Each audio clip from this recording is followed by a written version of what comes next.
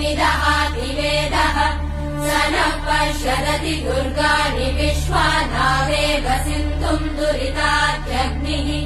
तामग्निवर्णाम् तपसा ज्वलन्तीम् भैरोचनीम् कर्मफलेषु जुष्टाम् दुर्गाम् देवीगुम् शरणमहम् प्रपद्ये सुतरसि तरसे नमः अग्ने त्वम् पारयानव्यो अस्मान् स्वस्तिभिरति दुर्गाणि विश्वा पूष्य पृथ्वी बहुला न उर्वी भवातोकायतनयाय शम्योः विश्वानि नो दुर्गः जातवेदः सिन्धुन्न नावादुरिदातिवर्षि अग्ने अत्रिवन्मनसा गृहाणोऽस्माकम् बोध्यपिता तनूनाम् कृतनाजिकगुम् सहमानमुग्रमग्निगुम् भुवेम परमात् सदस्तात्